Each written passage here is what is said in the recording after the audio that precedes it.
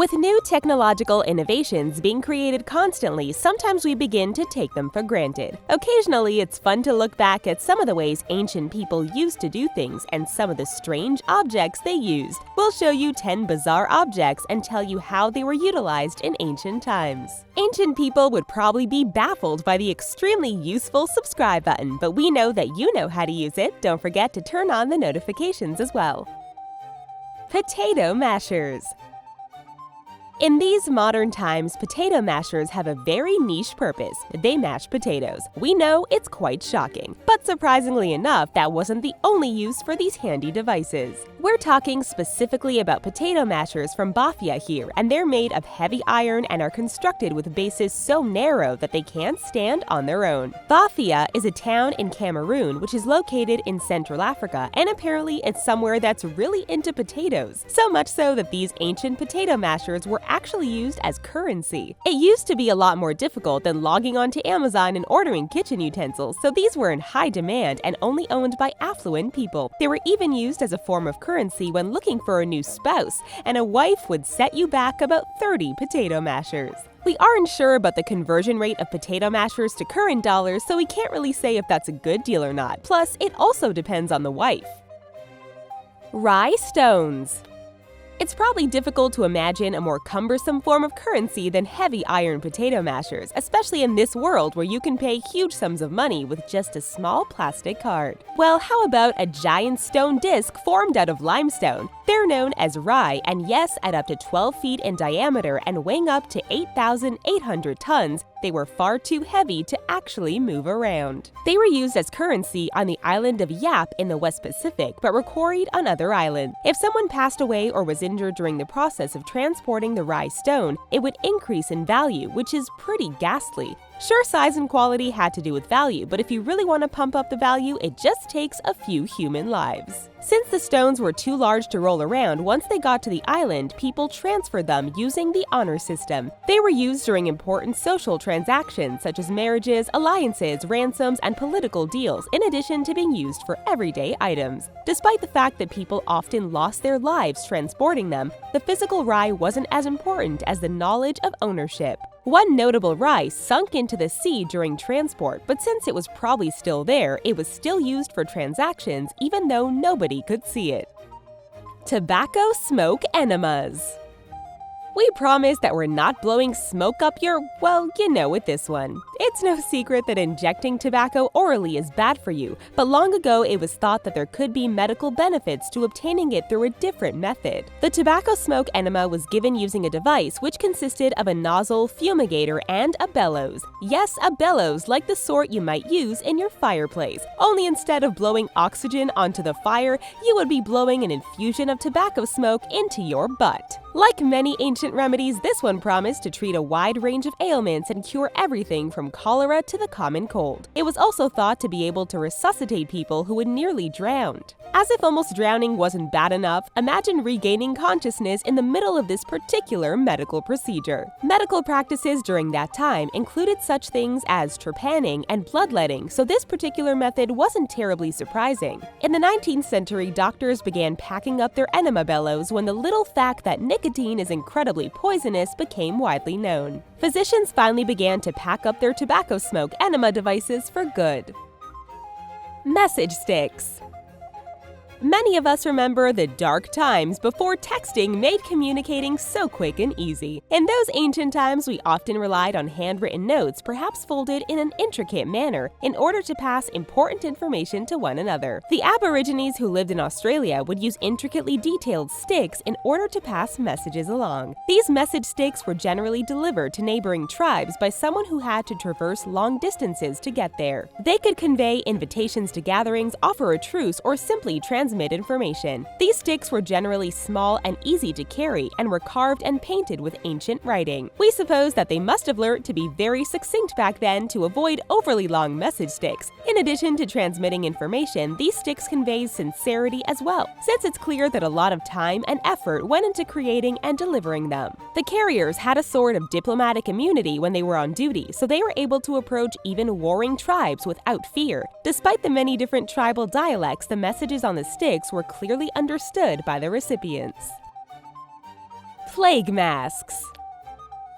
These masks are creepy and unsettling and look like some sort of weird steampunk bird cosplay. But during medieval times, they were part of the standard plague doctor uniform. As we're sure you can guess from the name, these are people who specialized in treating the bubonic plague. These masks were designed for a specific purpose and not just to creep people out. Those curved bird-like beaks were meant to hold a type of respirator filled with aromatic items. These included dried flowers, herbs, spices, and camphor. It was thought that bad smells could transmit diseases, and so this mask was thought to provide protection. Of course, we now know that it doesn't quite work that way, but being able to breathe in some rose and mint probably made their jobs a bit easier. The eye holes in the mask were covered with lenses to provide further protection to the wearer. These costumes were invented in 1619 by Dr. Charles Delhomme, who took the phrase "fighting disease" literally and designed the outfit based on those worn by soldiers.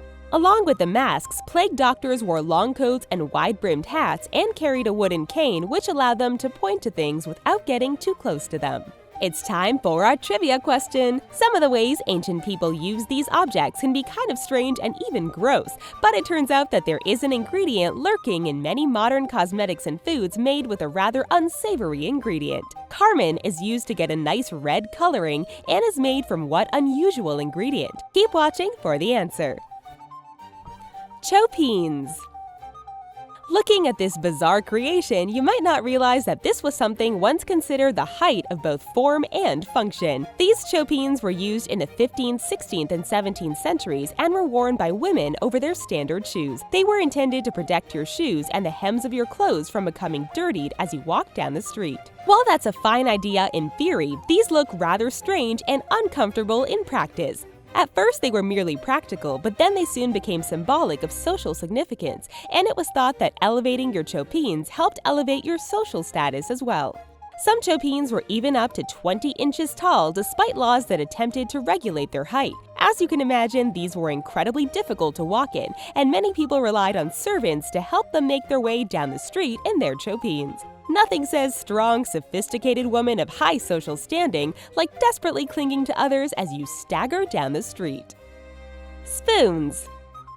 We may use spoons pretty frequently, but pretty much they're always used for the same sort of thing: scooping, stirring, and eating. Well, in ancient Egypt, they were used for these things as well, but the sort of things they used to stir and scoop were less delicious ice cream and more human brains. An essential part of the mummification process is removing the human's organs so they don't rot inside the body. Getting the brain out can be quite the hassle, so they came up with a quick and efficient way to do so using a common, everyday spoon. It sounds strange, but the spoon used to remove brains was considered a very important object that was essential to this sacred process.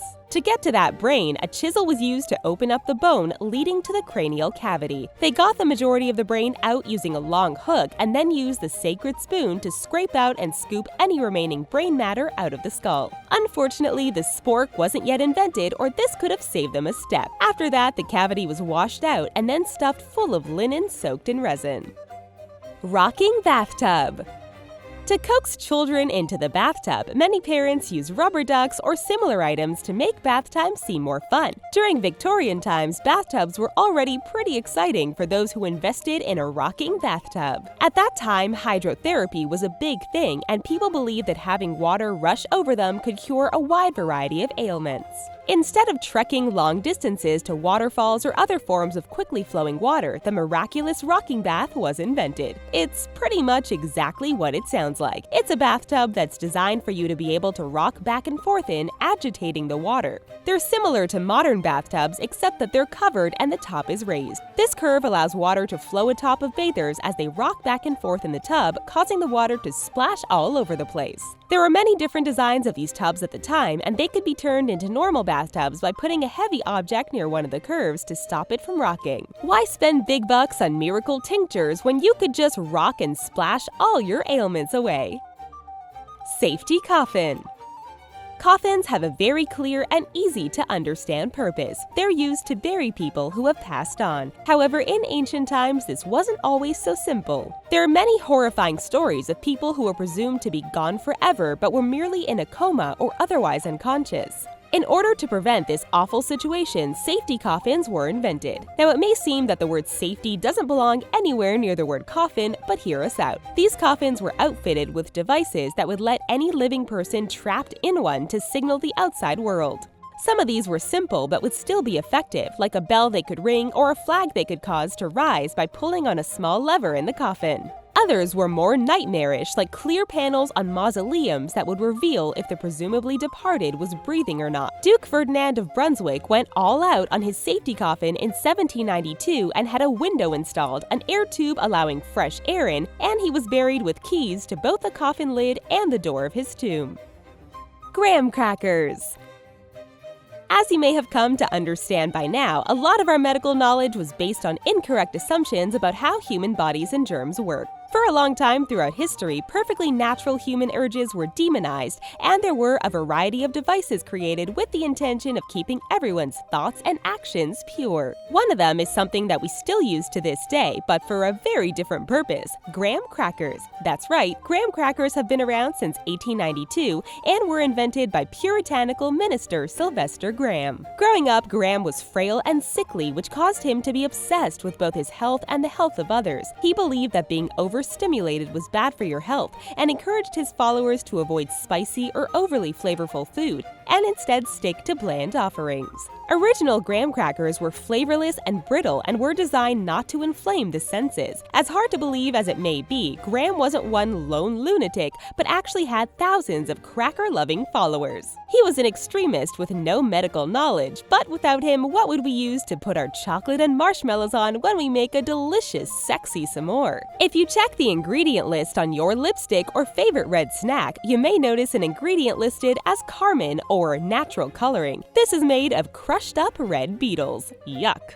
We bet that you'll have trouble looking at some of these objects the same way after knowing how they used to be used. Next time you're enjoying a relaxing rocking bath while munching on graham crackers, we hope you'll think fondly of the riches. Before you log off, be sure to like our video and hit that subscribe button. Thanks for watching, and we'll see you next time.